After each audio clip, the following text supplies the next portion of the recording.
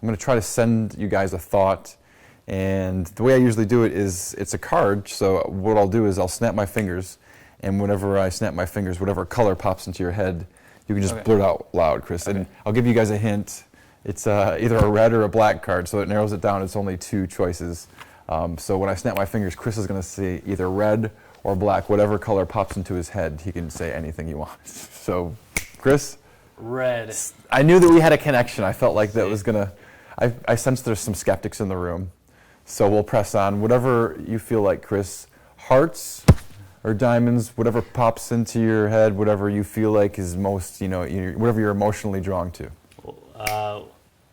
Hearts. See, he almost said diamonds, but he changed his mind. And I don't want anybody to think that we're in cahoots, so we didn't set anything up ahead of time. What heart do you want? Any heart? Ace, 2, 3, 4?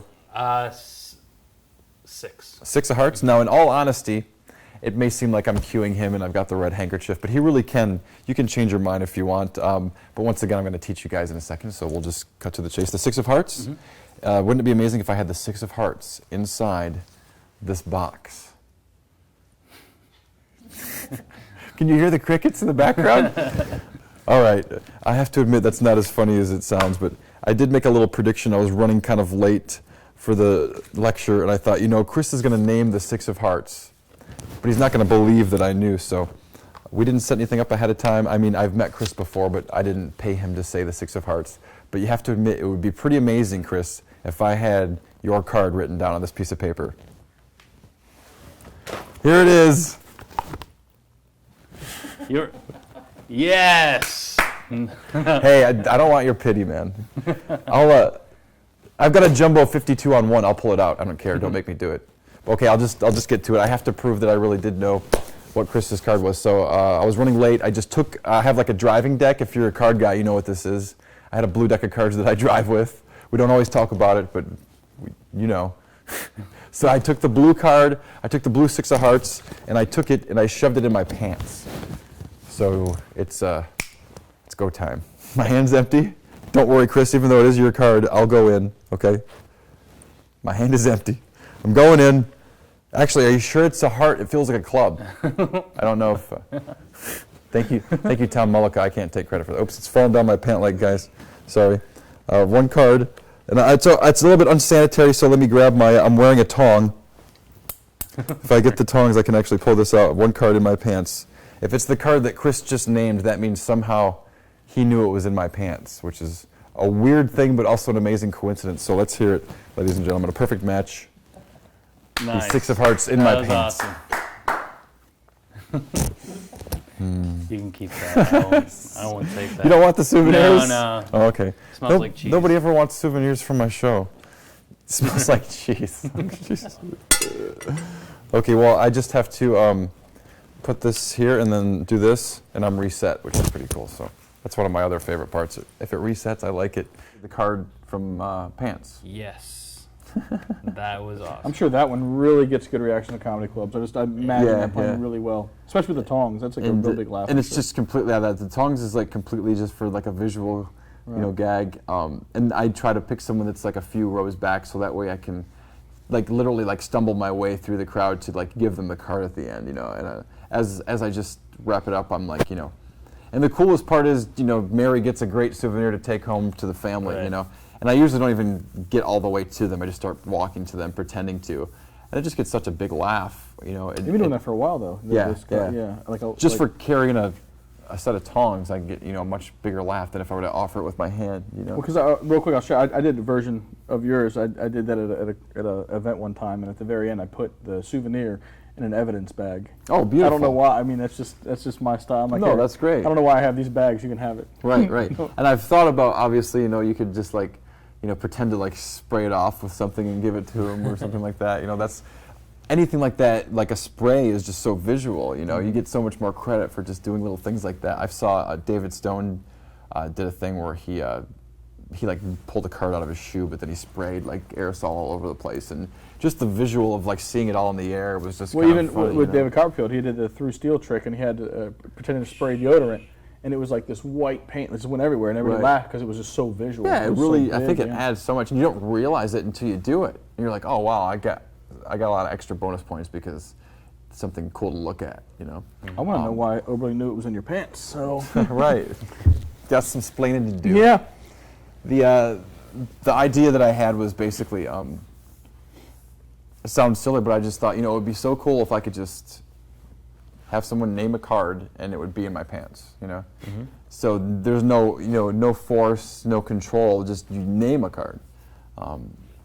Obviously, I understand that the pants part isn't for everybody, and it's not like the best thing for like the daycare show or like Or a church program. yeah, I was Yeah. gonna, Right. But most of the things I do, it's like perfect for, so it works great for me. But having said that, Mac King does a family show, you know, and he does it a lot in his show, Right. and he pulls Fig Newtons out of his Fig Newtons, pants, yeah. you know. But he's so likable, you know.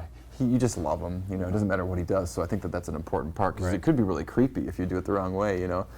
It also depends how your appearance, you know, how old you are, you know, who the other person is. If it's a Right. girl that you're doing it for, you know, that could be weird, or it could be hilarious, you know, just depending on so many different things. So I use it to my advantage for the trick. You know, I'll try to get someone to actually pull it out. You know, I'm like, it's your card, you should get it. You know.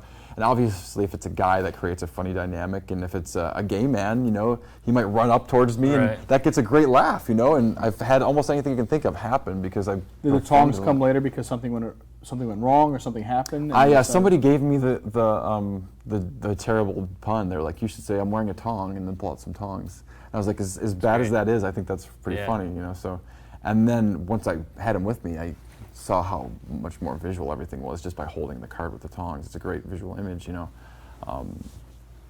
So yeah, I just thought, you know, it'd be cool if I could do that. To make a long story short, I played with every method, and I'm not opposed to palming. I like doing sleight of hand, so I didn't care about palming.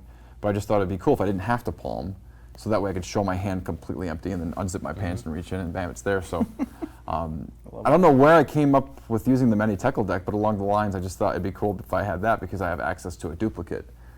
Because a Many Tekel deck is basically a deck of cards. Many Tekel is the name. Many Tekel. Yeah, Menitekel.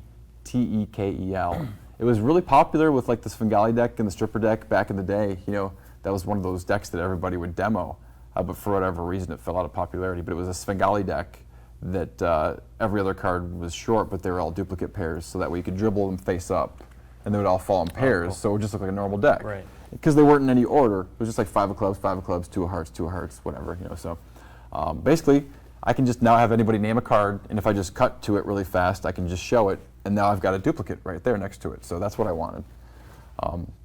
Because I saw the idea of Michael Amar's, where he would palm a card and then put his hands in his pockets to grab a pen, and then later on he could show his hands empty and unzip his pants and reach in there because he has a slit in his pocket. So I thought that's cool, and I just combined the two basically of just putting the cards away in my pocket, you know, at the end of the trick, which is what I do anyway. I put the cards away when I'm done. So I'm just reaching in and pulling out the duplicate. So basically, grab the deck, it's in my pocket. Yeah. This is my Many Tekel deck that I've got, and this is a specific roughed red-blue Many Tekel deck. So if I fan through it, it just looks like a red deck, okay? But it's actually kind of like a, you know, a brainwave deck or whatever. So if I separate these roughed pairs, you're going to see red, blue, red, blue, red, blue, red, blue, okay? And then Michael noticed from this side, I kind of got them in like half red, half black order. So if you think about it, if you have a duplicate of every card, you got to have 104 cards. So I've got, you can separate like a red deck and a black deck. I just have clubs and hearts and then spades and diamonds. Okay. That's just a preference, whatever you want to do. So I just grabbed the appropriate deck. You'll notice, I think in the performance I had the deck wrapped in the handkerchief. So if he were to set the other deck, I just don't show them there's a deck in the handkerchief. No one ever knows it's there until I produce it. And then I just say, okay, and I grab the other deck from my pocket or near wherever I have it sitting. I just make sure it's close by. In this case, let's just say you name the 7 of clubs. I just cut that to the top really quickly. I pull out the 7 of clubs, put it in my pocket. I basically just want them to see it and not forget what it is. So this is important. If I don't have a pocket, I'll just do this, you know, because that works. You know, they're not going to forget it now. But now I have the blue duplicate on top of the deck. So the only really move is just don't flash the blue cards. So I just make sure I put the cards away and don't flash it. And I also have this torn a little bit. I don't know if you can see that. Cool. And that basically just makes it a little bit easier to just swipe the top card and pull it out. Okay. And that's all I'm going to do. I put the cards away, and now they're in my pocket.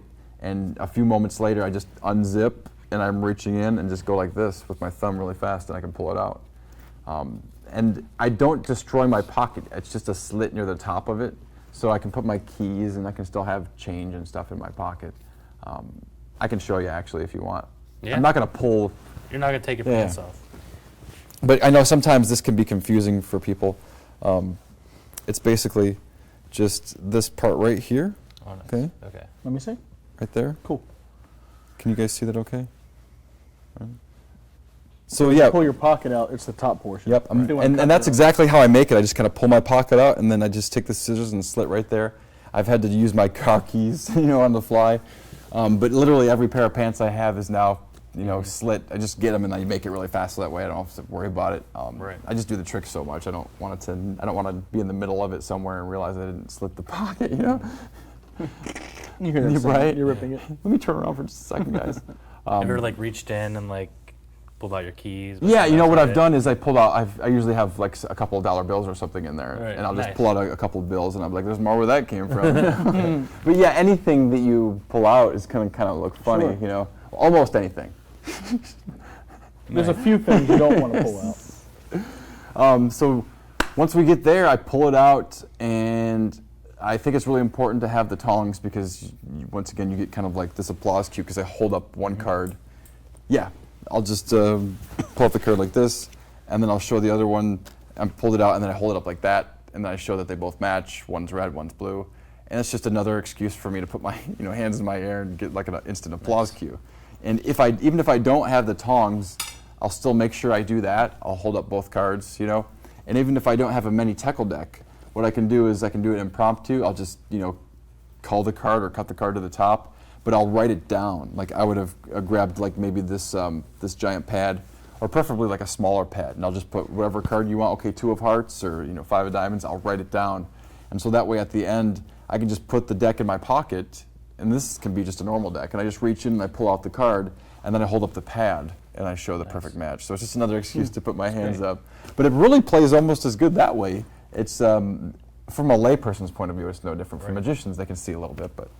So this is obviously something that plays well on stage. Even Yeah. with a little deck of cards, you're still getting a big amount of. That's why I like it, because I can, if I just carry, a handkerchief and the tongs, I can get, anywhere from like 5 to 7 minutes of stand-up magic I could do for a theater because it plays big. It's more about the interaction, and what's cool about the beginning part, I don't know if I mentioned this, but at the beginning I'm obviously holding this handkerchief and I'm trying to get them to say red, It's funny, yeah. So if they say red, that's funny, but if they say black, that's funny too.